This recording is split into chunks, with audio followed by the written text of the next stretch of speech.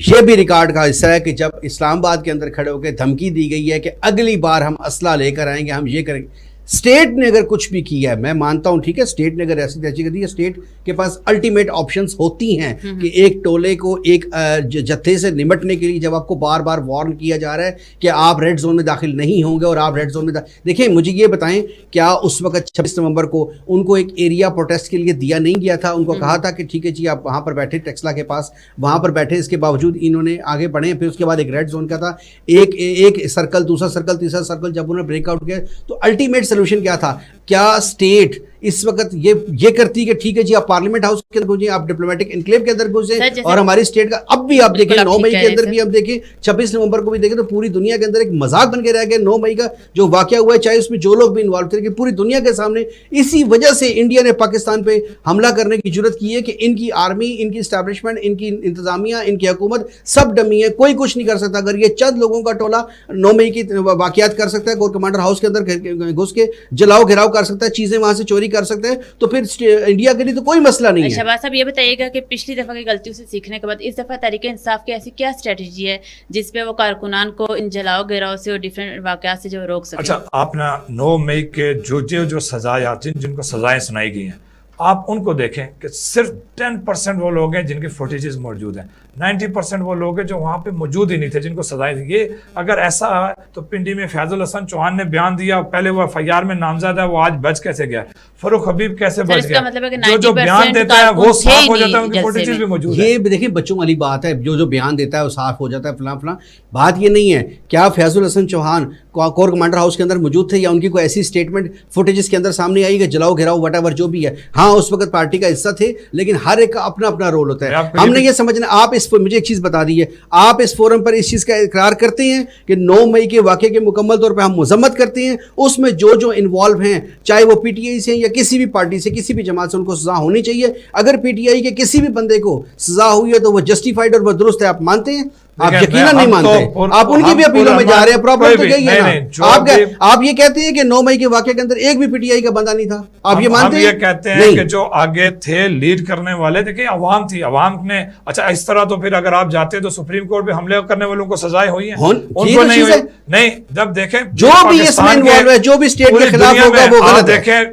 देखें ना हुकूमत अपनी गलती मानने पे आएगी, ना ही तरीके इंसाफ जो अपनी गलतियों को सामने मानने की वाली। सर आगे बढ़ते हैं। 9 मई का वाकया सबके सामने, गलती कौन सी मानने वाली बात है? 9 मई कोई इतना बड़ा जिसको हमने बना लिया बना है पूरी दुनिया में। आप 9 मई वाकया, 9 मई जैसा वाकया मुझे दिखाएं। 26 नवंबर भी गलत था, लेकिन फिर वही बात आ जाती, 26 नवंबर क्यों हुआ? क्योंकि 9 मई हो चुका था। अगर 9 मई में आप लोग कहते हैं कि जी खुद ये आर्मी सोई हुई थी, गेट खुले हुए थे, आपने रोका क्यों नहीं है? जब 26 नवंबर को रोका है तो आप कहते हैं हमें मारा है आप लोग किसी एक तरफ रुकेंगे भी कि नहीं? गोली पुरअमन मुजाहिरीन पूरी दुनिया में में निकलते हैं। पुरअमन मुजाहिरा हो तो अपने आपको जब एक जोन दे दिया गया कि आप इस जोन में बैठेंगे, आपको मैं बताता हूं टेक्सला में, टेक्सला क्रॉस करें पिंडी की तरफ, वो एक आता है, मुझे एग्जैक्ट याद नहीं है, वो टोल प्लाजा जो वहां पर संजानी टोल प्लाजा, वहां पर आपको लोकेशन दी थी कि आप वहां पे रुकें।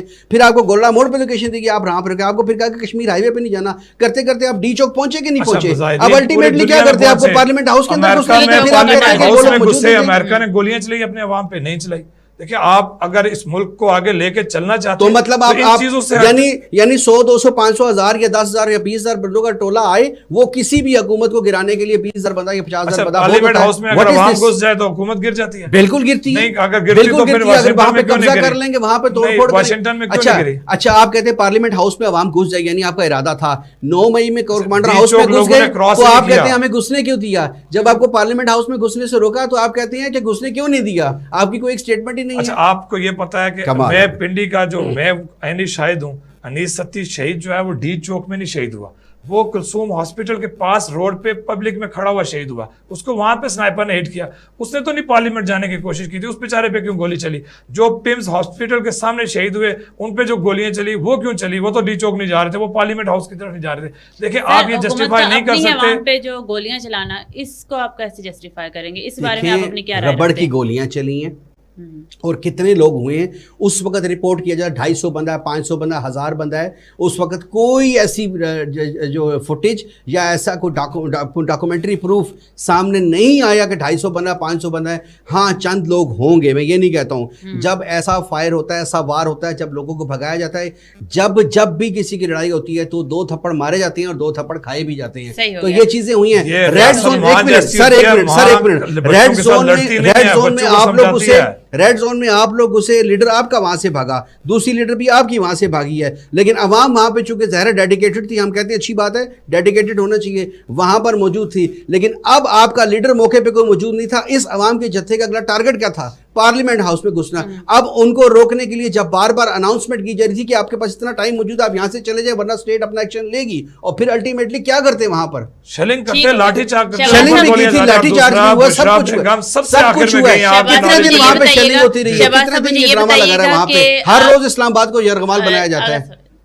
शहबाज साहब, मुझे ये बताइएगा कि आप इन फ्यूचर अली अमीन गंडापुर के सियासी करियर को कैसे देखते हैं इस टाइम जो उनकी स्ट्रेटजी को देखते हुए? हमारे कायद का बानी चेयरमैन इमरान खान को उन पे एतमाद है, हमारा उन पे एतमाद है। जिस दिन चेयरमैन साहब कहेंगे कि अली अमीन नहीं ठीक, चेंज करो, हम वज़ीर आला चेंज कर देंगे। अभी तक उनका उस पर एतमाद है, कौम का भी एतमाद है, और ये जो आप कह रहे हैं ना, उसके खिलाफ कुछ साजिशें चल रही हैं। इंशाल्लाह ये एक पूरा प्री प्लान्ड गेम है। बाकी पीटीआई का नहीं है, सिर्फ बानी पीटीआई का एतमाद है। ज़ाहिर है उन्हीं के डिसीजन बेसिकली बानी पीटीआई होना भी चाहिए।